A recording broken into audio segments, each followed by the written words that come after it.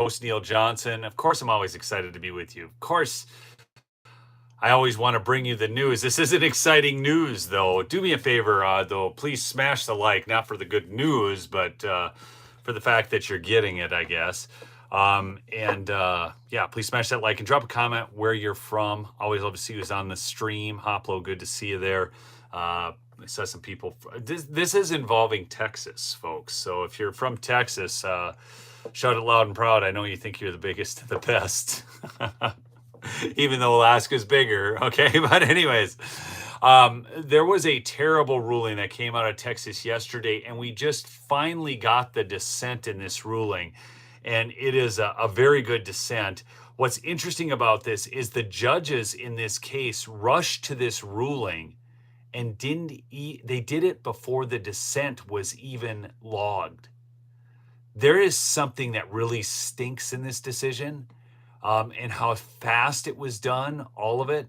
Donald, good to see you on. Josh, good to see you. Tom, thanks for joining me today. All right, I'm going to get into first the decision. So if you hadn't heard, we had the Texas redistricting, and I want to contrast this to California, right? So California did Prop 50, their redistricting law. And what they did was they had ballots that you stuck in envelopes where if you voted against the redistricting, you could see it through the envelope. Did you guys all see the pictures of this? So California, which has run fraudulent elections for how long? Gavin Newsom, who constantly lies to us and expects us to believe, and then says that he doesn't like, the one thing he can't stand is dishonest politicians. It absolutely blows my mind. But this decision out of Texas was a 2-1 decision. This is on the redistricting map in Texas. So you realize that we have to, at this point, redistrict states like Texas, and Indiana needs to get on board. Kansas needs to get on board. Basically every red state, because I'm going to tell you what the big difference is, and this is why it's going to be so detrimental to the Democrats. They have done gerrymandering in all the blue states. So if you look at the Northeast, you've got 40%, Republican vote, and you have 0% representation. Now, the great thing about these blue states is they are big population centers. As conservatives, we don't have what are we going to do? Redistrict Wyoming? It's 1 seat at large. South Dakota, 1 seat at large. Furthermore, you do not see 90-10 districts in Republican-leaning states. That only happens in Democrat states. Ask yourself why. And I'm serious. If you look like New York, you got all these districts, 92% Democrat vote. You have some precincts that are 100% Democrat vote. Thank you, Agent Orange. I saw that. Yeah, we had 220,000 subscribers here today. Yeah, it's good to have. Thanks for all you new folks who are joining the channel. Thank you for coming on and joining it. But the thing is, the blue states, you will have these high population centers, so you get more congressional seats picked up when they do this gerrymandering. We haven't had this. This is why Texas is the big line for the Democrats. Jasmine Crockett is all excited. By the way, I did an earlier video on Jasmine Crockett. Can one of my mods please post that throughout the show, because it really was a great video. It's not getting quite the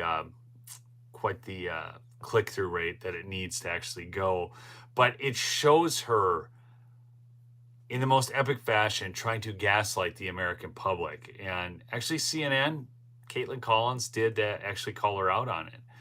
But what happened was this 2-1 decision struck down the new congressional map that Republicans were proposing.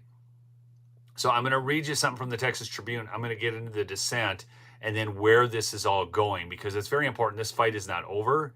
It is not lost. And I'm going to show you that SCOTUS probably has a proclivity to actually affirm the Texas map. So let's start with the decision. In August, when the Texas legislature passed a new congressional map intended to yield 5 additional seats for the GOP, a mass of Republicans stepped forward to run in the newly gerrymandered districts. Meanwhile, several Democratic incumbents were pushed into nearby districts already occupied by another Democrat, forcing them to contemplate primaries or retirement. Less than 3 months later, in the wake of a federal injunction striking down the map, it's gleeful Democrats who are now declaring for office, while Republican candidates have to hope the U.S. Supreme Court takes their side and reverses the order. Ooh-wee, Trump's about to be so mad, said giddy Rep. Jasmine Crockett, Democrat of Dallas, in a video posted to X. The ruling has set off a domino effect for politicians, with Democrats who had previously announced retirement now planning to run for their current districts under the lines that were previously set in 2021. So they're working off that 2021 map. Republican candidates, especially those in districts that were completely redrawn, are now at the mercy of the Supreme Court after Attorney General Ken Paxton said he would appeal Tuesday's decision. Many GOP candidates have already filed for election, raised money, and begun campaigning under the new lines, but those districts under the ruling would now revert to ones that favor Democrat.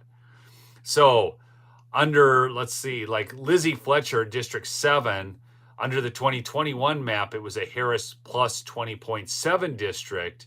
And then now it changes to Harris plus 23.5. And you say, well, how is that benefiting Republicans? It's taking an already strongly Democratic district and then making it more Democrat, which doesn't help the Democrats.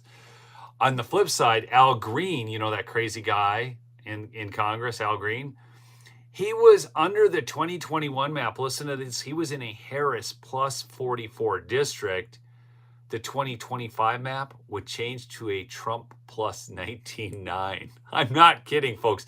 That is a 65-point swing just off redistricting. 64-point swing just off redistricting. And it goes on. So that's kind of what was going on there. Is taking Democrat districts, making them more Democrat, and other blue districts and making them Republican. Well, of course, we have California. They already passed Prop 50, so that's going through. So the Democrats are up 5 seats in the already stolen enterprise of California because there's no Republican representation hardly in that state. I wonder why they take 3 months after Election Day to count all the votes. Right? Is that normal in any freaking world where you think that it should take them 3 months after Election Day to count the votes? Please. Okay. Now, let's go on to what a Reagan-appointed judge said about this Texas map, okay? He torches his colleagues, calls the ruling fiction and judicial activism. And here's what's really interesting. Pay attention. Judge Jerry Smith accused the Trump-appointed judge, Jeffrey Brown, so Trump's own judge, Jeffrey Brown, of pernicious judicial misbehavior in stunning dissent, which we just found out about today because they didn't even wait for his dissent to do the ruling. A federal judge in Texas, reading on a Fox News Digital here, a federal judge in Texas responded to the court's decision to scrap the state's redrawn map with a jaw-dropping dissent on Wednesday in which he lobbed dozens of insults at his colleague and repeatedly invoked Democratic megadonor George Soros. This judge is one base dude. Listen to this. This is the most blatant exercise of judicial activism that I have ever witnessed. Judge Jerry Smith, a Reagan appointee on the U.S. Court of Appeals for the Fifth Circuit, wrote of the 2-1 decision to toss out the map. The turbulent 104-page tirade, he named the majority opinion's author, U.S. District Judge Jeffrey Brown, a Trump appointee, hundreds of times, accusing of a pernicious judicial misbehavior. The majority opinion would be a prime candidate for a Nobel Prize in fiction, Smith said. The main winners from Judge Brown's opinions are George Soros and Gavin Newsom. And they are, folks. I mean, nobody wins like Soros and Newsom. Newsom's already redistricting California, which is already so badly gerrymandered, it's unbelievable. Smith, a Yale Law School graduate, wrote that if this were a law school exam, the opinion would deserve an F. Please smash that like and subscribe if you're new. Smith's dissent came as part of a 3-judge panel's decision in the U.S. District Court for the Western District of Texas to temporarily block the state from using its map in the 2026 midterms. The map had created 5 Republican-leaning districts, which the majority said was a product of unconstitutional and racial gerrymandering. So here's where it gets really wild, folks. The Democrats are crying that this map that the Republicans created was so racist. It's so racist. It's so bad, right? Actually, The previous map was a result of racial gerrymandering, which is the same with maps that are all throughout the Southeast, like in Georgia, like in Arkansas, like in Louisiana, and so on. These are racially gerrymandered maps. I'm going to talk about that because there's an important case before the Supreme Court dealing with that very issue, and it looks like we're going to get a positive ruling. I believe that the Supreme Court is going to reaffirm the 2025 map that was drawn. And so all these Democrats now are filing, but their filings are going to be for naught because SCOTUS is going to decide this case and they understand that it's on a deadline. So we're going to get a fairly quick ruling on this. Now, one other thing here. If you're new to my channel, one of my sponsors is Mike Lindell, MyPillow. MyPillow.com/lumberjack. The early Black Friday sales are going on right now. You can get the 5-pack of children's Bible story pillows for only $30. Okay, if you are a parent or grandparent, get them. Just look at them. It not only has the painting, but then the story on the back. Also, blankets and duvets for as low as $25. The Giza sheets, everything, and free shipping on your entire order. MyPillow.com/lumberjack. My mods can post the link. You can also call the 800 number at 1-800-568-2865. 1-800-568-2865. So, just as striking as the dissent itself, which Smith conceded was disjointed, was that the two judges in the majority, listen to this, folks, this is why I was telling you, they didn't wait for it. They didn't wait for the dissent. They issued their decision on Tuesday, leaving Smith's dissent to land on the docket a day later. They don't even care. So I want to ask you a question, my lovely audience. What do you think is going on here when a Trump-appointed judge does something this egregious a day before the dissent even comes out? Seriously, in the chat, what do you think is going on here? Now, I know Trump oftentimes does not always have the best appointments. And I think especially when you go back to his first term, he had a lot of shady operators surrounding him who just wanted to see his demise. Think Bill Barr, for one. Think Chris Christie. Think a number of other people. So what do you think is going on here when you've got a Trump-appointed judge ruling this brazenly against the law in Texas? Okay? Any pretense of judicial restraint, good faith, or trust by these two judges is gone, Smith wrote.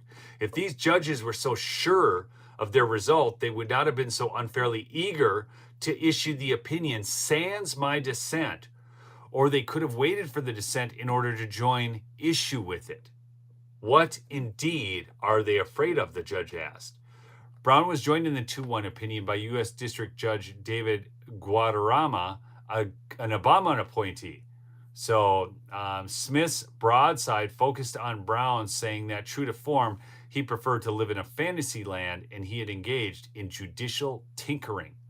The Supreme Court is now under pressure to act quickly on what has become a pivotal election issue, okay, that could shape the outcome of the midterms, folks. Texas requires candidates to declare their candidacy by December 8th. We are sitting here on November 20th. There's 31 days or 30 days in November, and then 8 days. So we're 20th, we're 10. We're only 18 days out.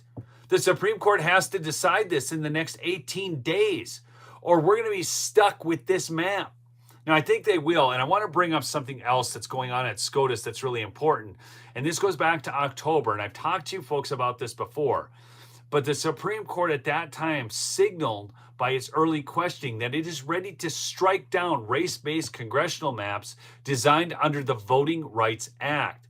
That move could flip up to 24 U.S. House seats away from Democrats, because what we have is Democrats getting unfairly gerrymandered districts, and then they're trying to call this gerrymandering based upon racial profiling of the candidates. I thought racial profiling was bad. It's bad if you're at the airport. I mean, you got to cost every 78-year-old grandma because you can't racially profile a young Muslim male from, let's say, Afghanistan.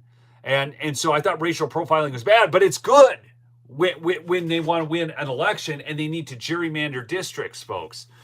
For decades, Democrats have carved districts by skin color, not merit, not fairness, not representation, but by racial engineering to cling to power. Now the Constitution itself is fighting back. Equal protection under the 14th Amendment means colorblind law. That is what the Supreme Court signaled then. No more race quotas, no more gerrymandering by pigment. America is shifting back to justice, not equity. So here's the thing. Gavin Newsom, again, you're already going to get 5 seats added. I mean, they would have just added it by the steal, I'm sure, out in California. Why even bother with gerrymandering the districts anymore? I mean, if it's going to take you 3 months to count the votes, I mean, obviously, you could probably just rig it that way, right? So you've already got that going on. Now you have the 5-seat balance with Texas. But where it's going to get really good is when you take states like Georgia. See, the entire Northeast, with its 40% Republican representation, has absolutely 0 congressional seats. That's gerrymandering, folks. Coincidentally, gerrymandering is a term that came out of Elbridge Gerry. He was from Marblehead, Massachusetts. He was the former governor of Massachusetts, and he's the one that first came up with this idea of splitting up districts based upon different factors to get them the maximum seats. So that's why it's called gerrymandering. Free history lesson for you here on Lumberjack Logic. Your illustrious host, Neil Johnson. I just give this stuff to you for free, folks. All for free for you today. All you have to do is go order some pillows from Mike Lindell at mypillow.com/lumberjack. Some coffee, too. The guy's got great coffee. So let me just show you. This is I'm going to give you this. Kind of what a redistricting map could look like in the Southeast, okay? Now, you're going to tell me my computer's backwards. I don't care, okay? I don't know why it mirrors like this on YouTube Lives. It doesn't mirror any other time. It's not a setting in the phones. I messed with that. But you can see here, these are the blue districts that could go away. The Republicans would pick up 12 seats in the Southeast alone, okay? That's not including Texas, folks. So do you see how that would totally change the political landscape? It would take away the Democrats' gerrymandering of the Northeast if we can get this done. And this is all based on race. This is all racial gerrymandering. States like Louisiana, Mississippi, Alabama, Georgia, South Carolina, Tennessee. Ron DeSantis is pressing ahead. By the way, you guys want to know another big fight going on right now? This is wild to me that we have Americans who are so in bondage to the government. They have such Stockholm syndrome that they do not want to see property taxes eliminated. Have you guys seen this in Florida? How many of you have been watching the property tax debate in Florida? I mean, I've kind of covered this whole other thing that is going on. But have you guys seen this? So Ron DeSantis wants to eliminate property tax. Do you know what I think is probably the stupidest tax of all? Property tax. How many of you agree with me? Property tax is illegal, immoral, and stupid. Ada Cox? Man, I am getting some long-time listeners back on this show today. Good day to all you fine folks. Thanks for joining me. Gosh, I love you people. Good to have you back on board. All right, so it is the worst. So I own property here in northern Minnesota, right? I built a home on it. Now, the home was originally going to be a temporary home. It was just built as a carriage house, right? A home above garage. I built it myself. And I wanted to eventually build a log home or a timber frame home with log wings on it on this just a little ways down on the property. And then I got to thinking, I don't want to pay more property taxes. Shamrock, are you kidding me? Folks, I'm getting all the best people back on the channel here. I think this is partly due to the fact that our band crew is back, and I got to get a band reunion show going because we got to celebrate this. And the fact that Nikki Moe, Brian, George, and then we got to get Marcus D to start producing some more videos again. But anyways, I was going to build that, but they charge you more money for making improvements to your property. Like, what the hell kind of idea is this? So instead, I hold on to the money because I don't want to spend it so that I have to pay more in taxes. Do you guys understand this? If I improve my home, I would put money into the local economy. I would hire people to do certain aspects of that job. I would buy materials. Yes, a lot of it I would do myself, but I would hire out some certain aspects of it. That would put money into the local economy, which would boost local tax revenue in the form of sales taxes and income tax, because, flipping, we got to pay that here in Minnesota too. State income tax up 12%. It's disgusting, but I don't do it. Why? Because they don't want to pay more property taxes. They should completely eliminate property taxes. Why am I paying property taxes on property I own? Like, I own this outright. I built my home with cash on myself, with my own blood, sweat, and tears. It was difficult. I was working. I did over 40 art shows that year selling my art and books. I was busting my butt. It was a very difficult time in my life. And I built this house in spite of all of that. And now they want to tax me for the home I built? That is freaking asinine. I'm serious. I just, nothing pisses me off quite like property taxes. Okay?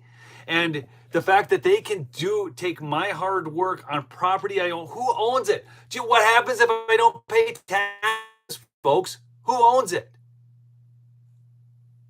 Who?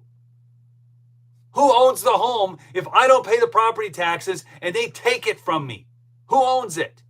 It's ridiculous. Anyways, I'm just a little bit worked up, but listen to this. Tracy Beans has been covering this at length because Ron DeSantis wants to end property taxes, okay? And he's doing this through a constitutional amendment. So voters in the state of Florida would vote to end property taxes. Do you know why? I've got something for you, folks. This is why you listen to me, because I am about to give you the best analysis of the property tax situation in Florida that you're going to hear anywhere.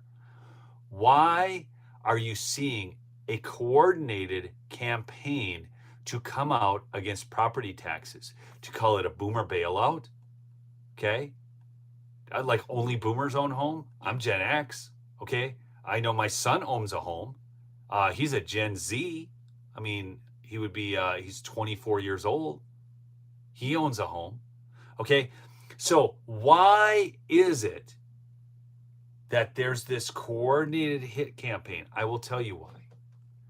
Because as soon as people experience more freedom and get more of their own money, the government has less control over their lives.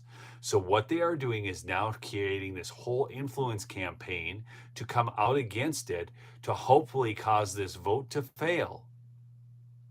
Because what they need is more class warfare. They need the younger generation hating the older generation. They want to steal your money, rob you blind, then redistribute it and buy votes with it. So now Ron DeSantis, praise God for Ron DeSantis. I know, people are like, he ran against Trump. I don't freaking care, okay? Anybody who's willing to eliminate property taxes, you guys should be cheering him on. If you really have that big of a problem with Ronnie D, I mean, I'd make positive Ronnie DeSantis videos and people would be all upset. Well, he ran against Trump. I don't care. I don't care. We always have primaries. At the end of the primary, you got to then just come back together, okay? I thought you were an older millennial. Thanks. Everybody thinks I'm younger than I am. I mean, it's just what is. But here, I mean, this is I'm going to let you listen to Ron DeSantis, okay? And I'll hold this up. It'll be backwards. I know this is kind of ghetto, but just take it for what it is, because Ron DeSantis nails it here. The folks here really deserve. And, I look about people here. Every time I run into someone, it's like, oh, yeah, I'm a Florida resident now. Like, people, when did you buy, where are you at? And they'll be like, oh, I'm in Santa Rosa Beach. When did you buy the property? Oh, I bought it in 2018. I'm like, you've made a lot of money off that property since then, because the values have gone up. And while there's good for that, because people that own it have more equity and have more wealth, the reality is, if they're going to come tell you your house is worth twice as much than what you purchased it, and you got to pay higher taxes as a result, that's a negative of having rising property values, and it's an unrealized gain. You sell your house, it's one thing on a transaction for someone to say to tax, like a sales tax, but to say you're just enjoying property and all of a sudden the value, so you have to pony up. We don't really do that in anything else. I mean, you buy a stock, you hold it, and then you're taxed when you sell it. The stock doubles. They don't just tax you as you hold it. So unrealized gains is not the way you want to run a tax system, but our property tax system basically relies on these unrealized gains. So we're going to work hard to provide relief, but ultimately we can't, as elected leaders, deliver the relief without the voters approving it. Okay, so this is a big point. Everybody thinks that when their home value goes up, they made this money. No, you didn't. Okay? No, you didn't. No, you didn't. Like, every year you're getting taxed more on your property because they're inflating the value of that property. But what does that do for you? If you're going to live in your house, it does nothing for you. You just pay out more money in taxes. Okay? You guys all understand, right? I mean, is it a good thing if they increase the value of your home on property taxes? Yes or no? In the chat. Light it up. Do you think it's a good thing? So, yeah, I mean, it's worth more, right? They're taxing you at a percentage, but hey, you got more money, right? You got more money. I mean, your home's worth more. No, we get it.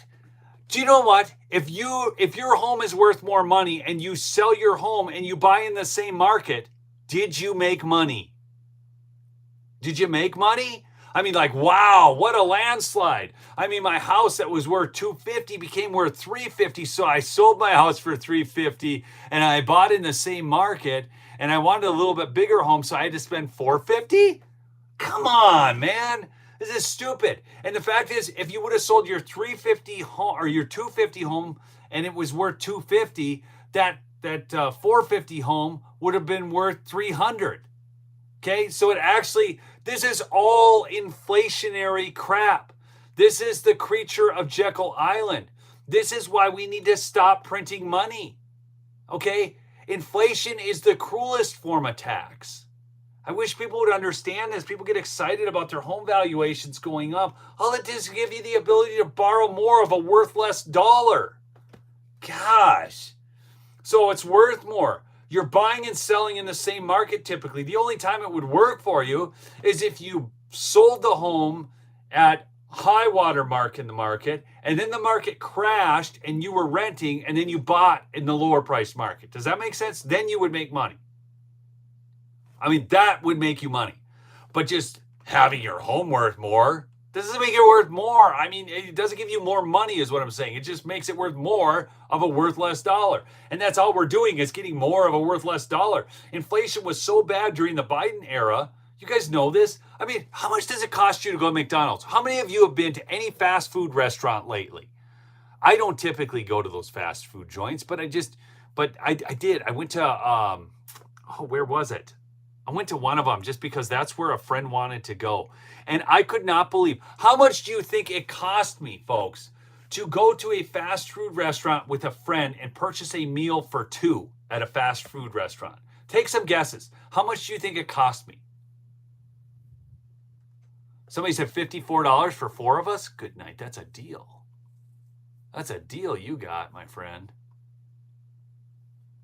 Joe, 40. Yeah, it's like 35 to 40 freaking dollars. Like, I can't afford that. I don't know what you guys can afford. Can anybody else out there afford that? $35 to $40 for fast food, crap food? It makes more sense to go to Applebee's where you can get 2 for $25. Okay? Seriously. And you know, Applebee's will have better food than Burger King. I mean, and part of this is due to this whole labor thing. And everybody's like, oh, well, we need to increase the minimum wage and people need to make a living wage and people need to make more. All it does, okay, so let's say we increase the minimum wage to $20 an hour. All it's going to do is make the food cost more in every stage of the distribution chain. So all you're doing is making more of a worthless dollar. And when you go out to buy everything else, it'll just cost you more. So rising wages is not the answer. A dollar that is not constantly inflating is the answer. And this is where I actually diverged from Trump on this whole idea of lowering interest rates and 50-year mortgages, because that's not what we need. We don't need lower interest rates. We need to print less money. Okay, and as soon as they reduce interest rates, you know what's going to happen? We're going to see more borrowing, more money circulating in the economy, which is what Trump wants. And I understand why he wants it, because he needs to get the economy to rise before the midterms. I get the short-term analysis of this, but it's at some point, when are we going to call an end to this? When are we going to say stop? When are we going to say stop? We got to say stop at some point. Okay? So let's stop spending all this money. Do you remember when Elon Musk came in the Doge effort, we were finding out about all the waste, fraud, and abuse, and Elon Musk thought he could cut $2 trillion out of the budget just to get us back to pre-COVID spending levels? We weren't even talking about anything too drastic. It should have been more. Oh, Lord have mercy, folks. It comes out of me every once in a while. I know this ain't my regular news segment, but I'm worked up. We have got to stop this. I mean, I don't even know. Can we anymore? Have we gone too far, folks? Answer that question in the chat. Do you guys think that America's just gone too far in the hole to bring it back out? How many of you think that it's gone too far in the hole, or no, you don't think it's gone too far in the hole? Yes, it's gone too far in the hole, or no. Let's do some polling here on Lumberjack Logic. Love to get my audience responses to this, because I'm curious. We're probably going to get a split response on this. Okay. Yes, Katerina, a lot of expenses were cut. A lot were, but definitely not far enough. Definitely not far enough.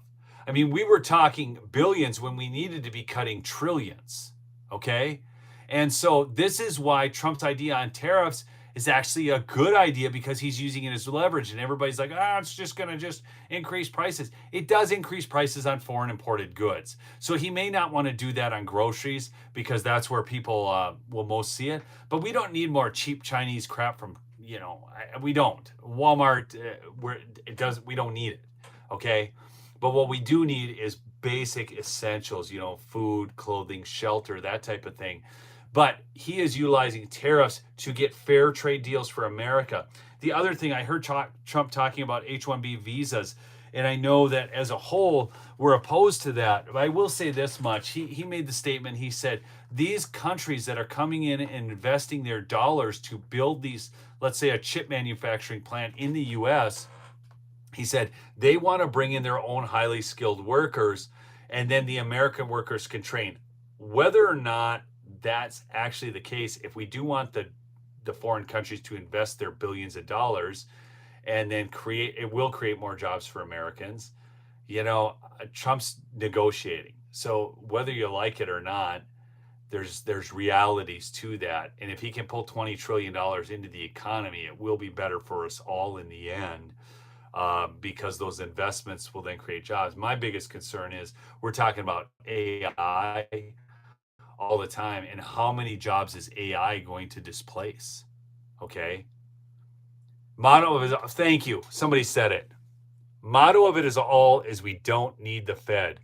Joe Marucci. The motto of it is we don't need the Fed. We don't need the Fed. So anyways, I bring that up because the H-1B visas, obviously, I'm not for displacing American workers, but I'm going to give Trump some latitude on this. And the people who come out against Trump about H-1B visas, it's interesting, like Marjorie Taylor Greene, she wants illegal aliens to stay here to hire them for her construction company. Honestly, come on. Are you serious? Somebody said Trump's been in for less than a quarter of his term. We got to give him time. The problem is we don't have time before the midterms. That's going to gear up. We are going to have to see some things take place before then. I actually am very pleased with the job Trump is doing. Don't anybody out there in my audience, nobody could do a better job. Seriously, I want you to really understand this. There isn't anybody who would do a better job. How many of you think you could do a better job than Donald Trump as president of the United States right now? Yes or no in the chat. Seriously, how many people out there think that they could do a better job than Donald Trump? Because I hear a lot of complaining. I'm not going to just dog on his stuff, because I couldn't do that job.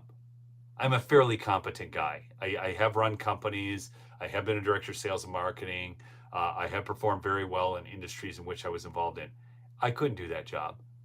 I mean, he was sitting down with the Crown Prince of Saudi Arabia, and went from 600 million to or 600 billion to $1 trillion, just like that, in a meeting.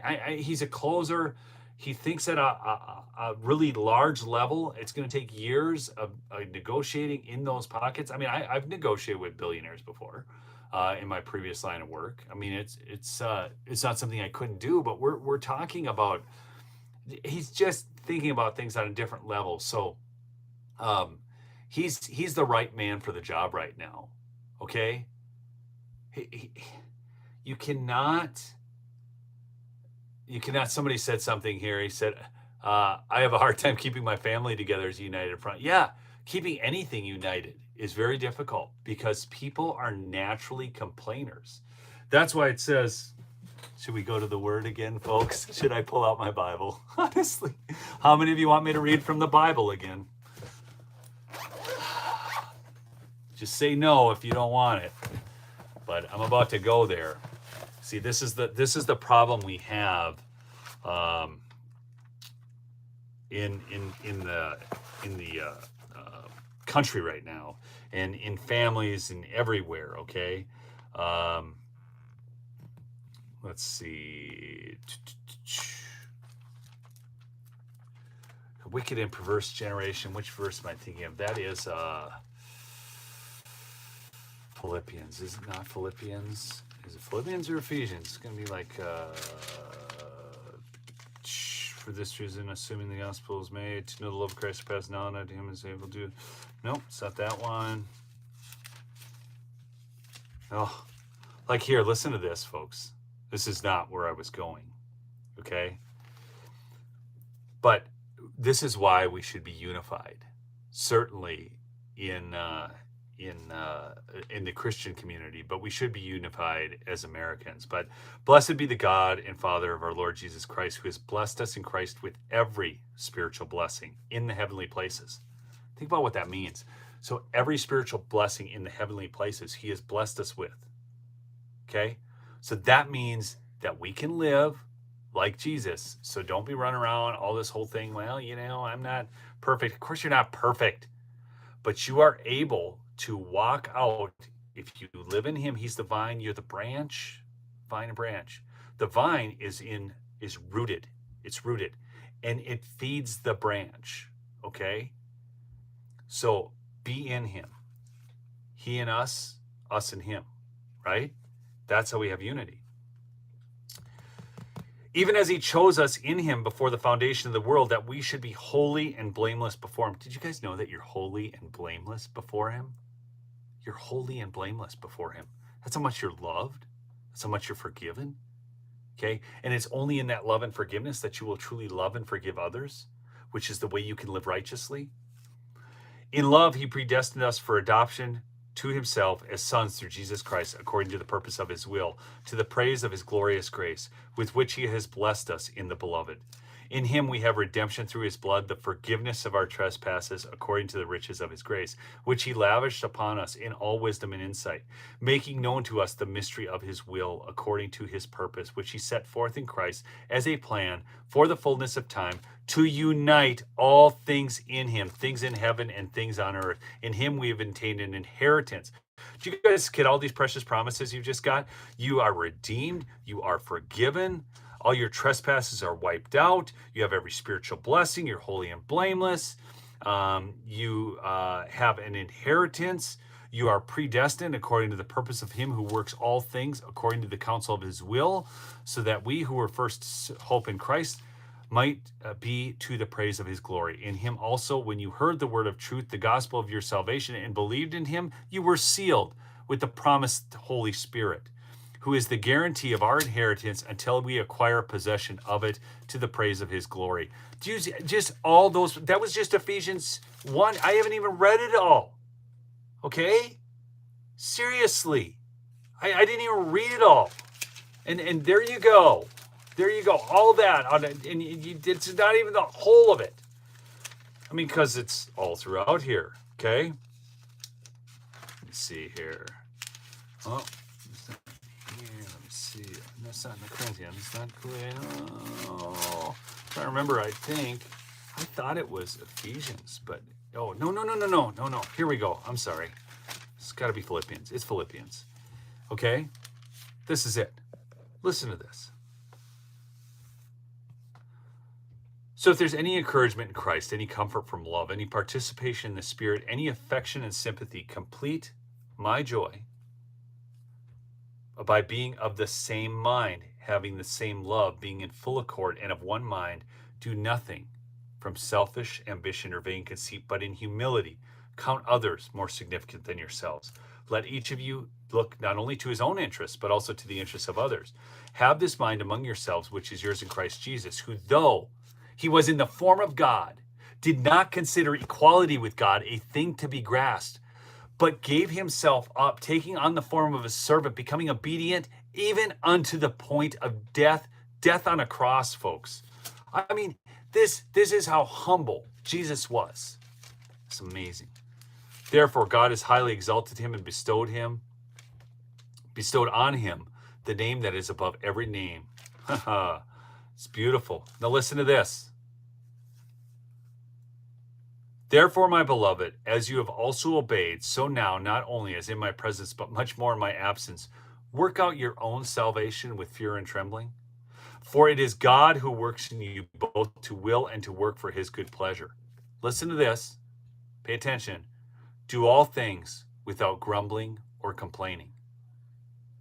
Do all things without grumbling or complaining, that you may be blameless and innocent children of God, without blemish, in the midst of a crooked and twisted generation.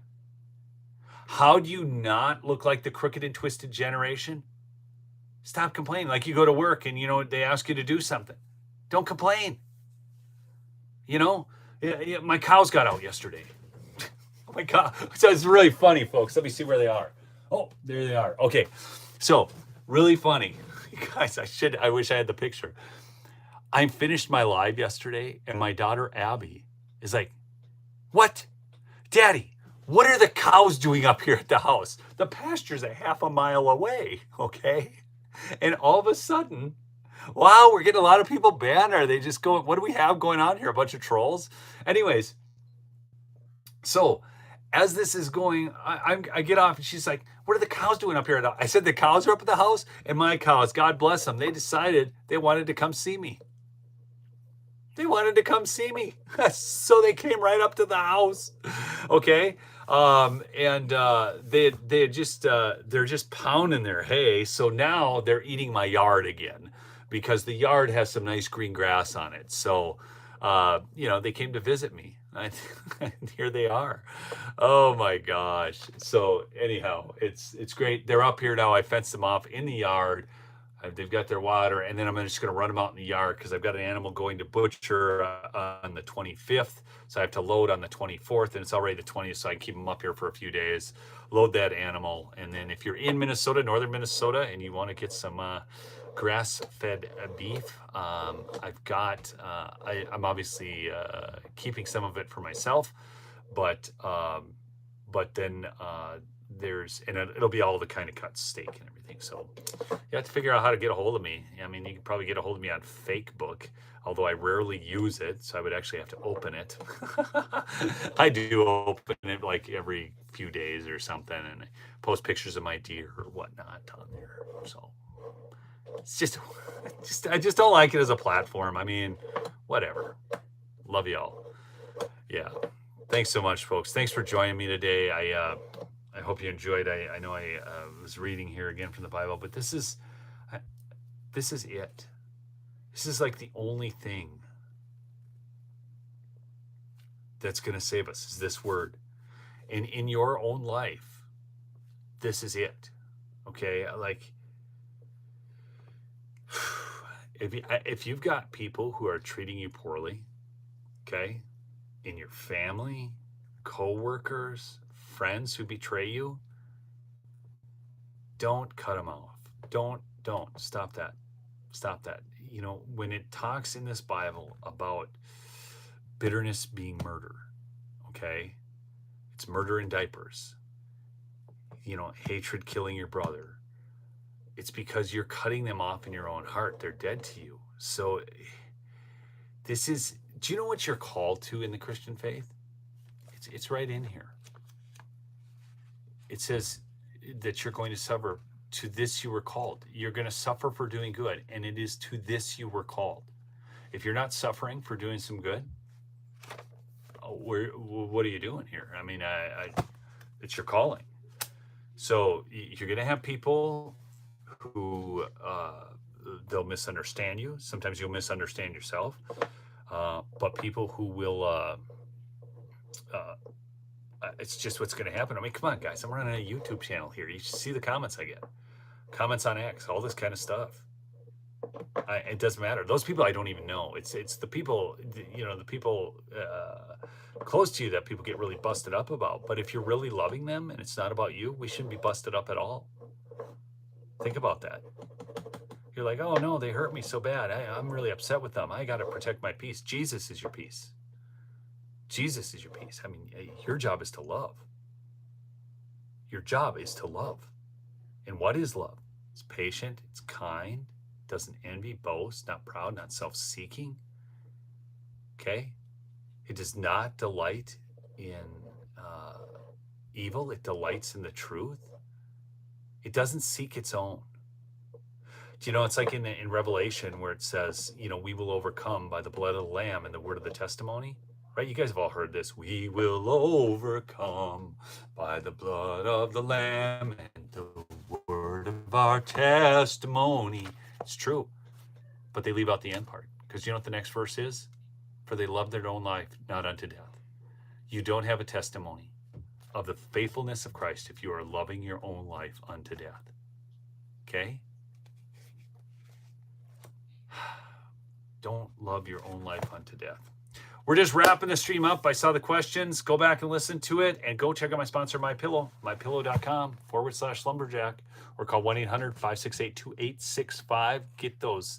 I'm telling you that I'm ordering. I got to do that actually right now. I got to get my 5-pack of Bible pillows because they're awesome. And they're only $29.98, like $6 a pillow. Are you kidding me? Anyways, keep fighting the good fight, folks. Love you.